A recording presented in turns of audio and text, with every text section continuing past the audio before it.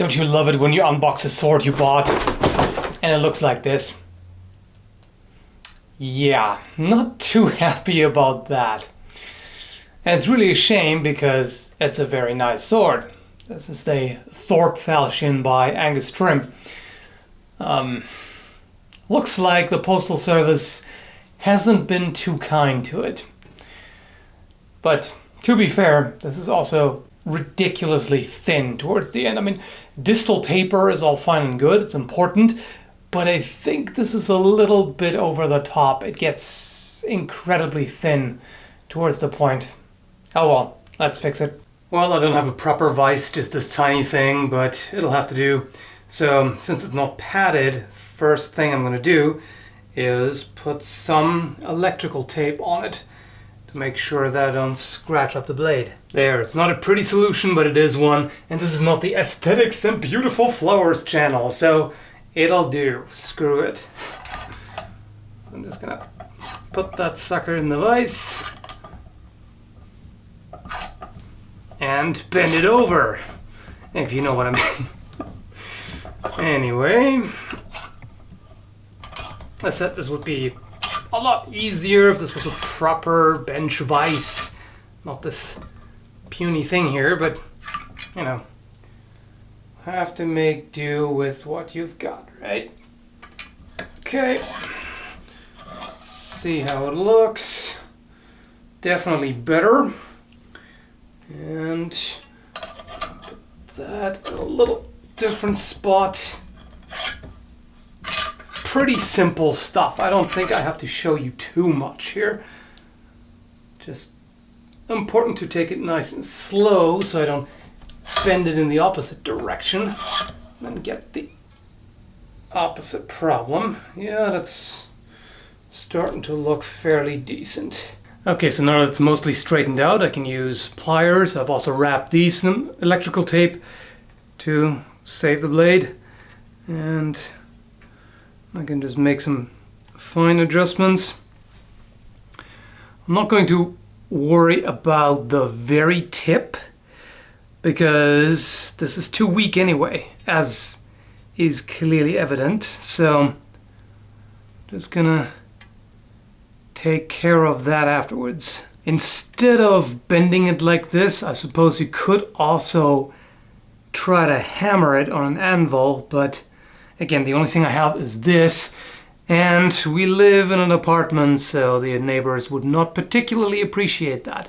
Now, if the steel was substantially harder, it wouldn't be so easy to bend. It wouldn't take a permanent set as quickly as it does, but since it still is extremely thin here, it may just snap off.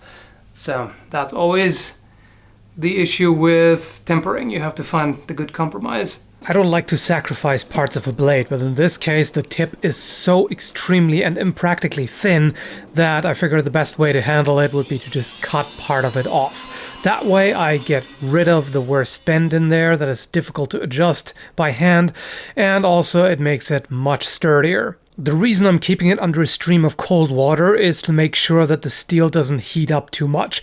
A rotary tool builds up heat from friction quickly, so I wanted to make extra sure that I don't ruin the temper by heating it up too much. You could also stop and check it frequently and let it cool down, but in case of a cutting wheel, it's just too risky for my taste, so I'd rather have it cool down meanwhile.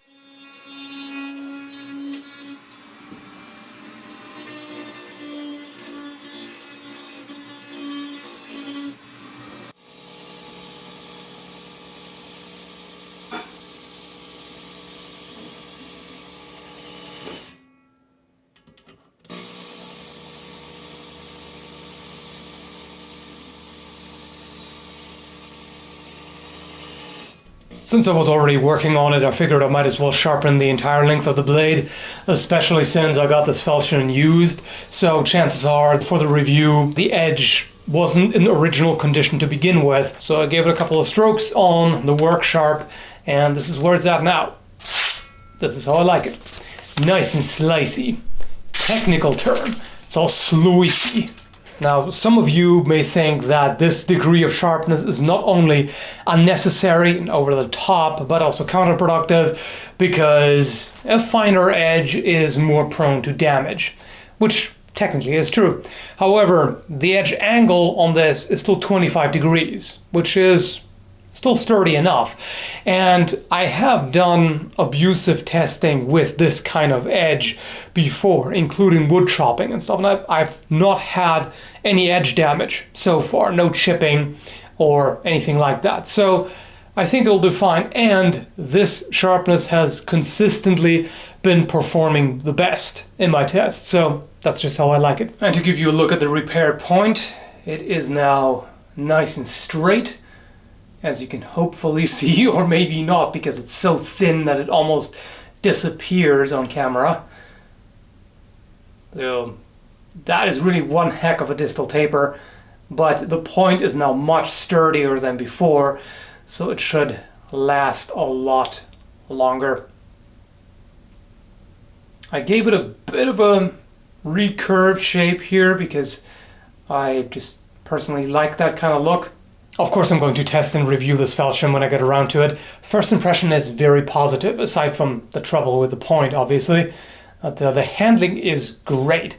If you think a falchion is a heavy, brutal cleaver that is clumsy to wield, couldn't be further from the truth, at least in this case. The Thorpe Falchion is actually modeled after an original find, and interestingly, this reproduction even weighs a couple more grams more than the original in the museum. Now, of course, the original doesn't have the grip anymore, so there's a bit of weight loss there. But overall, they seem very, very similar. The other thing I wanted to talk about is that I'm looking for stuff to test. As said, I'm very grateful to those subscribers who donated the helmets. The tests went quite well.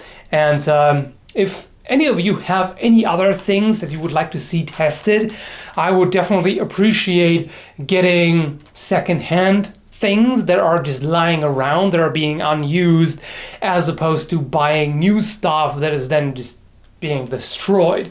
So if you have, rusty old pieces of armor, like it doesn't have to be nice looking whatsoever, or especially things like modern helmets too. If you have a modern army helmet lying around, or even a motorcycle helmet, or anything else really that you would like to see, swords and maces and crossbows and stuff tested on, then feel free to contact me, ideally through the Facebook page, because the inbox on YouTube is just too full. The inbox on Facebook also tends to be very full, so I'm having a hard time keeping up with that too, but I'm trying as best as I can. But yeah, so I'm totally willing to buy stuff from you and pay for the shipping. Although I'll have to see how the budget holds up. If I get multiple things from different people, my budget may get eaten up pretty quickly. But if you want to donate something, you're more than welcome. As far as weapons are concerned, that's also an option. Although I have to at this point kind of exclude knives, or at least small knives. Like, I appreciate if you want to send me something, but I still have so much stuff left to test and review. I don't want to add a bunch of knives on top of that. I mean, if it's a long knife or a machete, something that gets more into the sword range, then I can prioritize that. But otherwise, it would be more like, swords, axes, maces, stuff like that. So yeah, let me know if there's anything you'd like to get rid of, especially also things like old leather armor or a gambeson, for example. That would also be very relevant. But either way, I hope you enjoyed this video, and thanks for watching.